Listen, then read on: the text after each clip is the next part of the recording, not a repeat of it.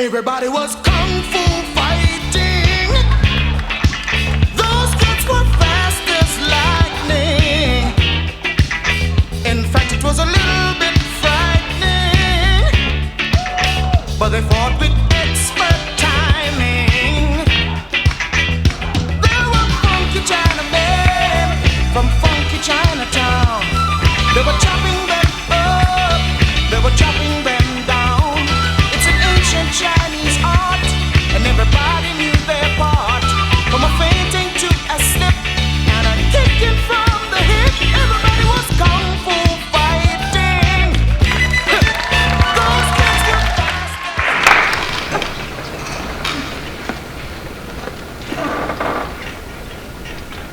Now, Marie, I've got to tell you something. Because if I don't tell somebody, I'll burst. Why, Julia, give. Here, give me some more of those beans.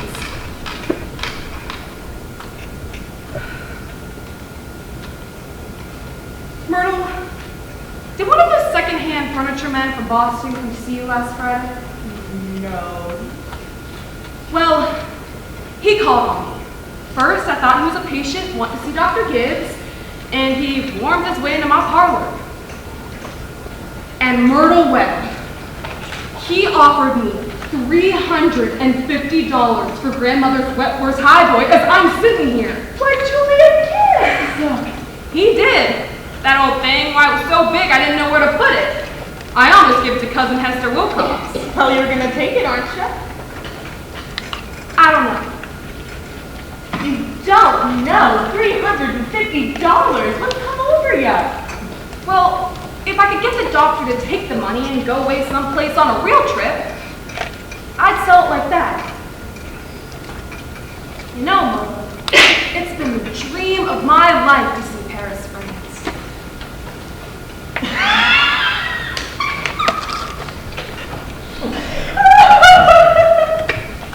Oh, I don't know.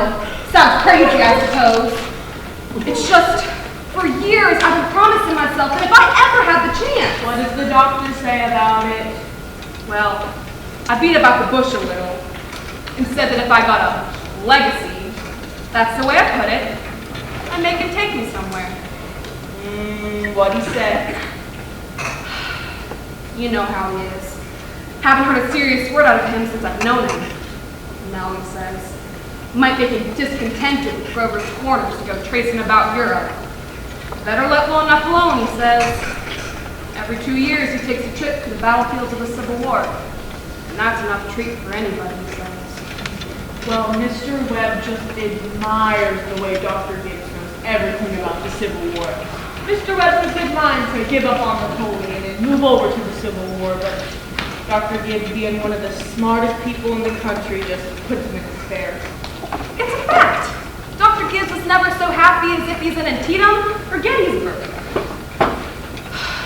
Times we walked up those hills, stopping at every bush, pacing it all out, as if we were going to buy it. Well, if that second-hand man really is serious about buying it, Julia, you sell it. And then you would see Paris all right. Just keep dropping hints from time to time. That's how I got to see the Atlantic Ocean, you know. Oh, sorry I mentioned it. It just seems to me that once in your life, before you die, you ought to see a country where they don't talk in English and don't even want to.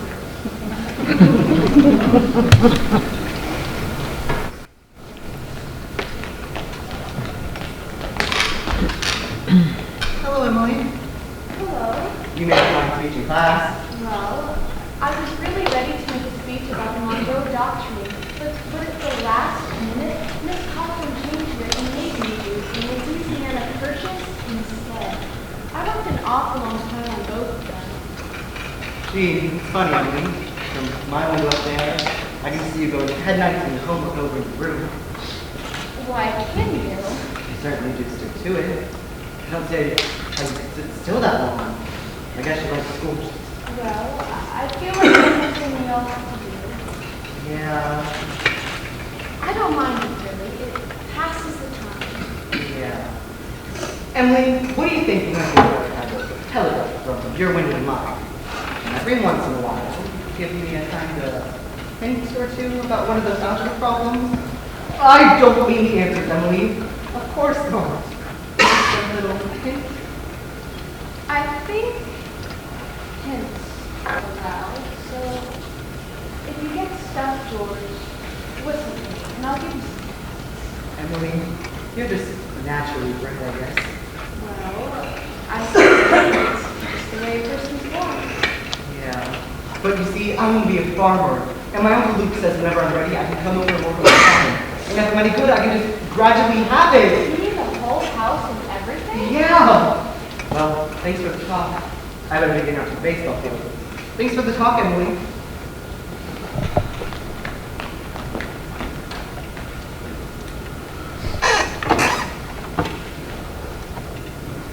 Emily, come and help me string these beans for the winter.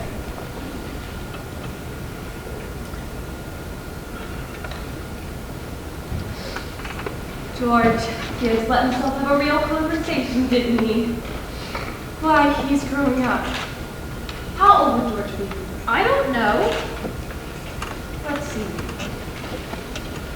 He must be almost 16. Mama, I made a speech in class today and I was very good. Oh, you must be cited to your father at supper. What was it about? The Louisiana Purchase. It was like silk off of a spool. I'm going to make speeches all my life. Mama, are these big enough? Try and get them a little bigger if you can.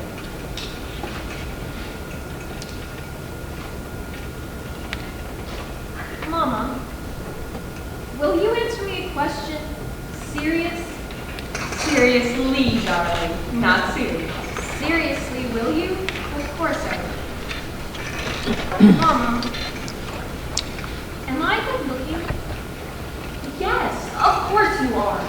All of my children have got good features. I'd be ashamed if they hadn't. Mama, that's not what I mean. What I mean is, am I pretty? I've already said yes. Now that's enough of that. You have a nice, young, pretty face. I've never heard of such foolishness. Mama, you never tell us the truth about anything. I am telling you the truth. Mama, are you pretty?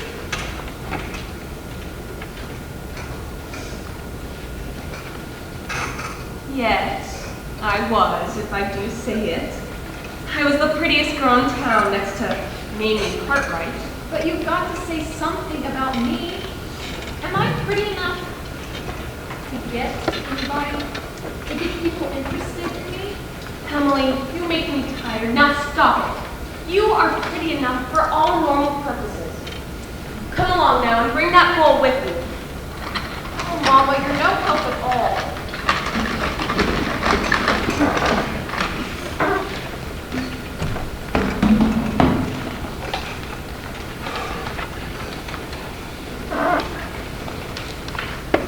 George, can you come down here a moment?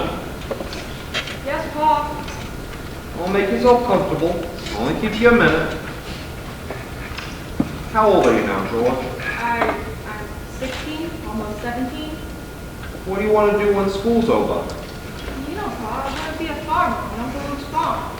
You'll be willing, will you? To get up early, feed and milk the stock, hoe and hay all day? Sure I will, Pa. What do you mean? Well, I was in my office today, and I heard a funny noise. You know what it was? It was your mother. She was in the backyard, chopping wood. Now, she wakes up early, cooks meals all day, washes and irons, and still she has to go out in the backyard and chop wood. Guess she just got tired of asking you. Decided it was easier to just do it herself. And you eat the meals she makes for you, wears the clothes she keeps nice for you. You go out and play baseball. It's like she's some hired girl we keep around the house. One that we don't like very much. Well, I knew all I needed to do was bring your attention to it. Here's a handkerchief, son. George, I've decided I'm going to raise your allowance. 25 cents a week. Not for chopping wood for your mother, because that's a present you give to her. Because you're getting older. Sure, you'll find lots to do. Thanks, Pop. See, payday's tomorrow. You can count on it. Sure, Rebecca ought to feel she has to have more, too. Where is your mother at this hour? Why, I never was as late as this. It's only 8:30, Pop. I don't know why she's in that old choir. She's got no more voice than an old crow. Traipsing around the streets this hour of the night. Well, I think it's about time you retired, don't you think? Yes, Pop.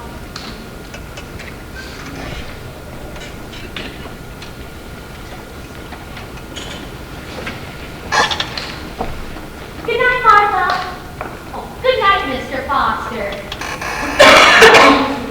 No one wants to put it in the paper. It's late. Oh, good night, Irma. Real nice choir practice, wasn't it? Myrtle Webb! Look at the moon, will ya? Potato weather for sure. Naturally, I didn't want to speak a word about it in front of all those others. Now that we're alone, really, it is the worst scandal that ever was in this town. What? Simon Stimson. No, Luella, but Julia, to have an organist of a church drinking drunk year after year. You know he was drunk tonight. Now, Luella, we all know about the problems we all know about Mr. Stimson, we all know about the problems he's been through. And Dr. Ferguson knows too. And if Dr. Ferguson keeps him in on there in his job, the only thing the rest of us can do is just not notice it. Not to notice it, but it's getting worse. No, it isn't, Luella. It's getting better. I've been in that fire twice as long as you have. It doesn't happen near so often. Well, it's getting late, but I hate to go to bed on a night like this. The children will be up till all hours. I better hurry. Good night, Luella. Can you get home safe, Luella? Oh, it's as bright as day. I can see Mr. Soames scowling at the window now. You'd think we'd been to a dance the way the menfolk carry on.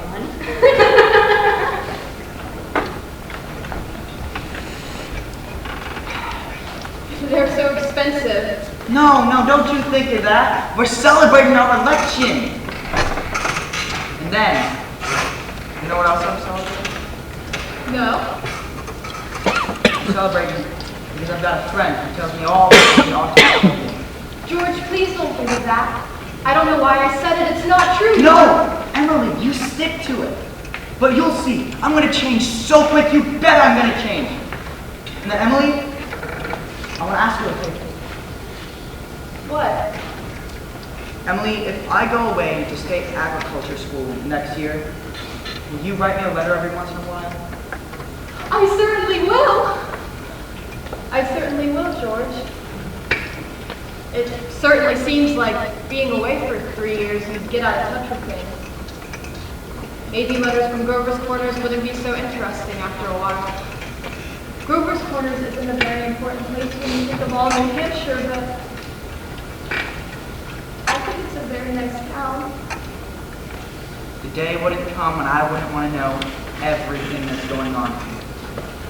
I know that's true, Emily. Well, I'll try to make my letters interesting then. You know, Emily, whenever I meet a farmer, I always ask him if he thinks it's important to go to agriculture school to be a good farmer. Why, George? Yeah. And most of them say that it's even a waste of time. I mean, you can get all that information from the pamphlets the government sends out, and Uncle Luke's getting old. He's about ready to let me take over the farm tomorrow if I could. My. And like you say, being gone all that time in other places and meeting other people, gosh, if that can happen, I don't know if I want to go away. I guess the new people aren't any better than the old ones. I bet they never are. I feel you're as good of a friend as I've got. I don't need to go meet the people in other towns. But George, maybe it's awfully important for you to go learn all that about cattle judging and soils and those things. Of course, I don't know. Emily, I'm gonna make up my mind right now. I won't go. I'll tell Paul about it tonight. Why, George, I don't understand why you have to decide right now. It's a whole year away. Listen, I'm glad you spoke to me about that. The fault in my character. What you said was right. But there was one thing wrong in it. And that was when you said that for a year I wasn't noticing people. And you, for instance, why you said that you were watching me everything that I did, and I was doing the same for you all the time. Like, I always thought of you as one of the chief people I thought about. I always made sure of who you were with and where you were sitting on the bleachers. And for 3 days now, I've been trying to walk home with you, but something's always gotten in the way. Even yesterday, I was sitting over against the wall, and you walked home with Miss Cochran instead. Why, George, life's awful funny. How could I have known that? Why, I thought... Listen, Emily, I'm going to tell you why I'm not going to agriculture school this year. I feel that when you've met someone that you're fond of, someone who's fond of you too, who likes you enough to be interested in your character, I feel that's just as important as college is, even more so. That's what I think. I think it's awfully important too. Emily? Yes, George? Emily, if I do improve and make a big change, would you be, could you be? I am now. I always have been. So, I guess this is an important topic to have. Yes. Yes.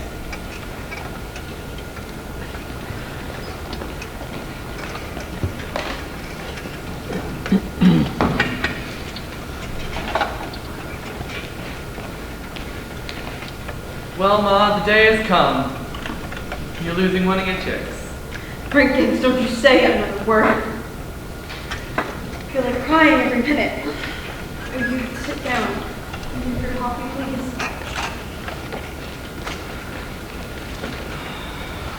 Groom's up shaving himself, only there ain't an awful lot to shave. Whistling and singing like he's happy to leave us. Every now and then he says, I do in the mirror, but it doesn't sound too convincing to me. I declare, Frank, I don't know how he'll get along. I've arranged his clothes and made sure he put warm things on. Frank, they're too young. Emily won't think of such things. He'll catch his death of cold within a week. I was remembering our wedding morning, Julia. Oh, don't you start. I was the scaredest young fella in the state of New Hampshire. I thought I'd make a mistake for sure. But then I saw you walking down the aisle, and I remember thinking, that is the prettiest girl I had ever seen.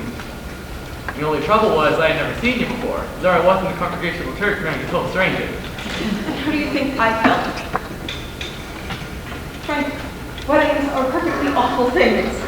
Farces. That's what they are. Here.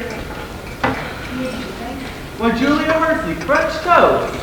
Ain't hard to make. I had.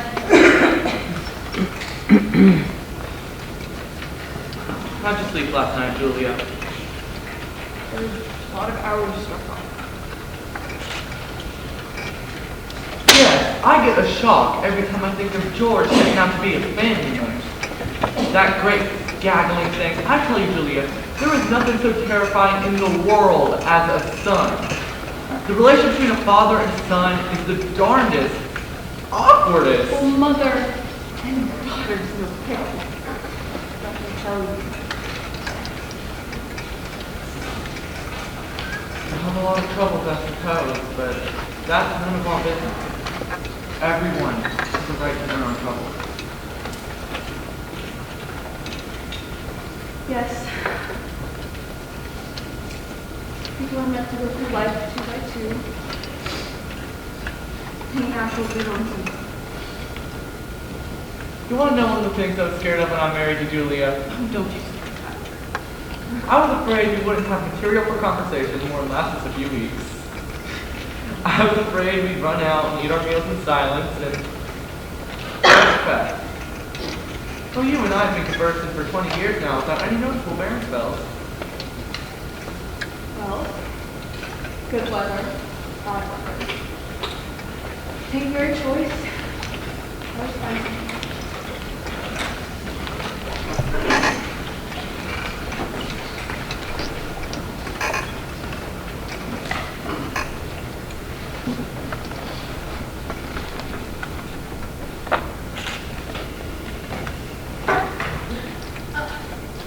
Get out, Rebecca! There's only room for one at this window. You're always spoiling everything. Well, let me look just a minute. Use your own window. I did, but there's no moon there. George, do you know what I'm thinking? Do you? I think maybe the moon's getting nearer and nearer and there'll be a big explosion. Rebecca, you don't know anything. If the moon were getting nearer, the men who sit up all night with the telescopes would see it, and they'd tell about it, and it'd be in all the newspapers.